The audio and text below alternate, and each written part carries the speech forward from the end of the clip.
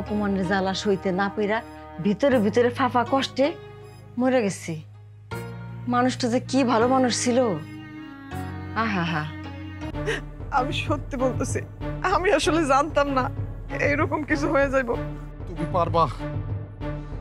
কোটি টাকার বিনিময়ে তুমি আমার বাবাকে ফিরিয়ে দিতে পারবা? শুনছস, রহমান ভাই বলে মারা গেছে। আহারে, মানুষটা খুব ভালো ছিল, মরে গেল। কার কথা কইতেছো? কে মারা গেছে? আরে শ্যামলের বাপের কথা কইতাছি, বেচারা মরে গেল। হ্যাঁ, কেমনে মারা গেল? কালকে রাত্রে মারা গেছে। কে বলে অপমান করছিল।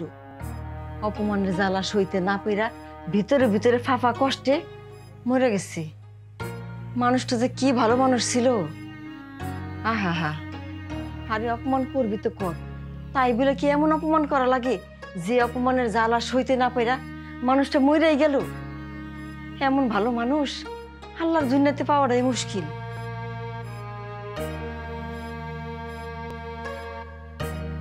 ওমা, তুই এখন শুইতেছস, ভাত খাবি না? না মা, তুমি যাও, আমার খিদা নাই, তুমি খায় না। তোর যে মাঝে মাঝে কি হয় আমি কিছুই বুঝি না।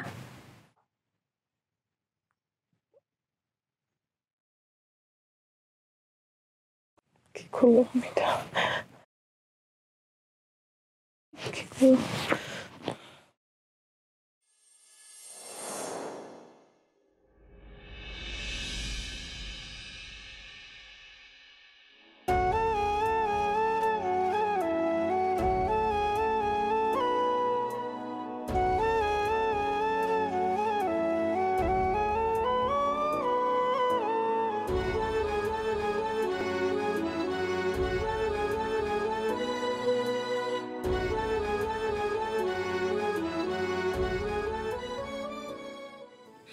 এই দিনের পর থেকে আমি আপনার অনেক খুঁজছি, কিন্তু কোথাও খুঁজে পাই নাই। আমরা সবাই একসময় ভাবছি আপনি হয়তো মারা গেছি, আমি মরিনি। তবে আমার বাবা সেদিন কষ্ট সহ্য না করতে পারে ধুকে ধুকে মারা গিয়েছিলেন। সেদিন আমি বুঝতে পেরেছিলাম আমি আর এই গ্রামে থাকতে পারবো না। তাই আমি এই গ্রাম থেকে পালিয়ে গিয়েছিলাম। আচ্ছা, আমার বাবার কি অপরাধ ছিল?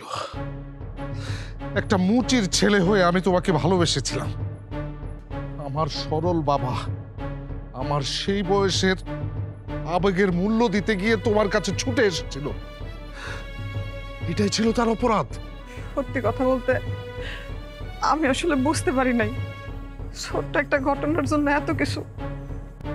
আমি সত্যি বলতেছি, আমি আসলে জানতাম না এরকম কিছু হয়ে যাইব। তুমি পারবা? কোটি টাকার বিনিময়ে তুমি আমার বাবাকে ফিরিয়ে দিতে পারবা? পারবা না, পারবা না, পারবে না। স্যার, আপনি এইখানে? আপনার আমি সারা গ্রাম খুঁজে আসছি, সন্ধ্যাও গনে আসছে। চলেন, গাড়িতে চলেন। তুমি যাও, আমি পর আসছি। স্যার, আপনি একজন ম্যাজিস্ট্রেট মানুষ, এইভাবে প্রকাশ্যে ঘোরাফেরা করছেন, আপনাকে সিকিউরিটি ইস্যু আছে, সমস্যা হতে পারে। স্যার, আপনি চলেন। সমস্যা? এই মাটি আমার, এই মাটিতেই আমি বড় হয়েছি। এই মাটিতে আমার কোনো সমস্যা হবে না।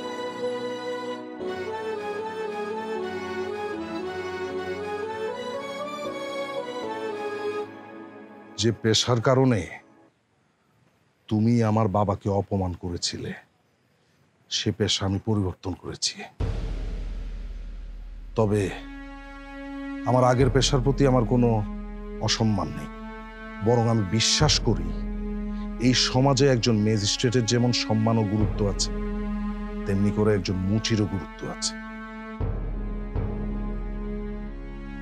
স্যার, আমি এতক্ষণ ওই দূরে দাঁড়ায় আপনাকে দুজনের সব কথা শুনছি। আপনি যদি আমার অভয় দেন, আমি আপনার দুইটা কথা কইতে চাই। বলো, কি বলবা বলো। তুমি আমারে চিনছ? না মানে আপনি আমারে চিনছেন? আরে আমরা কত খেলাধুলা করছি না একলগে। আপনি আমারে না চিনলেও আমি আপনার ঠিকই চিনছি। আরে আমি রমজান মিয়ার নাতি, কাম ফ্রম কুষ্টিয়া, মনে আছে? ফরিদ, হ্যাঁ আমি ফরিদ। হ্যাঁ আমি তোমাকে চিনতে পেরেছি। জি স্যার। কি বলবা বলো। স্যার আপনি বেয়াদবি নিয়েন না, আপনি যা দেখছেন আপনি এগুলাই কইছেন, কিন্তু আপনি চলে যাওয়ার পর যে সমস্ত ঘটনা ঘটছে সেগুলো আপনি দেখেন নাই, আপনি জানেন না। আমার মনে হয় আপনি জানার চেষ্টাও করেন নাই। আমি জানি স্যার, তখন আমি আমার নানি গো বাড়িতে আসছিলাম। আপনি যেদিন চলে যান স্যার। আচ্ছা আপা, আপনারা কেউ কি হারে দেখেন নাই?